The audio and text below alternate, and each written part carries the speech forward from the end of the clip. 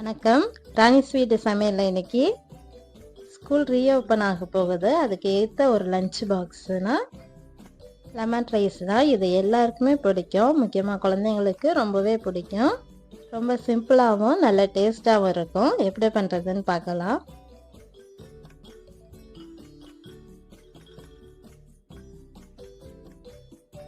ஒரு கடாயில் 4 ஸ்பூன் அளவு எண்ணெய் சேர்த்துருக்கேன். 1 ஸ்பூன் கடுகு சேர்த்துக்கோங்க. கடுகு பொரிஞ்சதும் ஒரு பெரிய ஸ்பூன் அளவு கடலைப்பருப்பு சேர்த்துருக்கேன். கடலைப்பருப்பு பொன்னிறமாக வரணும், அது வரைக்கும் கொஞ்சம் வறுத்துக்கிடணும். கடலைப்பருப்பு பொன்னிறமாக மாறி வந்ததுக்கப்புறம் ஒரு கைப்பிடி அளவு கருவேப்பிலை சேர்த்துக்கோங்க. இது கூடவே காய்ந்த மிளகாய் வத்தல் சேர்த்துக்கோங்க.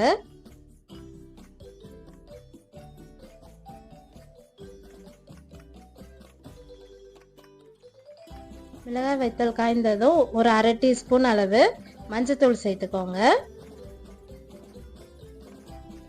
கொஞ்சமாக பெருங்காயத்தூள் சேர்த்துக்கோங்க. 1 டீஸ்பூன் அளவுக்கு சேர்த்தாலும் போதும்.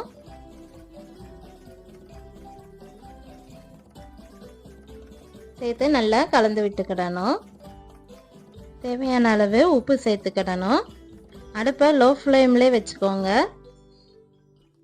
உப்பு சேர்த்து கலந்து விட்டுட்டு நம்ம பிழிஞ்சு வச்ச லெமன் ஜூஸை சேர்த்துக்கிடணும்.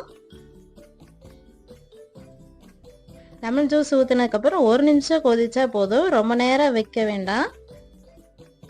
அடுப்பை ஆஃப் பண்ணிவிட்டு நம்ம சாப்பாடை கொஞ்சம் கொஞ்சமாக சேர்த்து கலந்து விட்டுக்கிடணும்.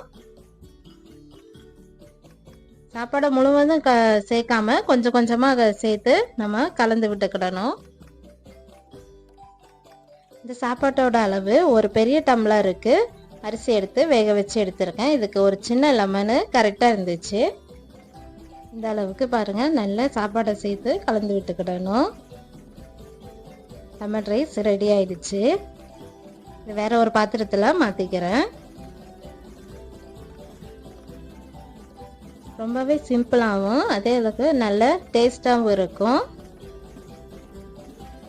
வீடியோ பிடிச்சிருந்தா லைக் பண்ணுங்கள், கமெண்ட் பண்ணுங்கள், ஷேர் பண்ணுங்கள், சப்ஸ்கிரைப் பண்ணுங்கள். நீங்களும் ட்ரை பண்ணி பாருங்கள். தேங்க்யூ.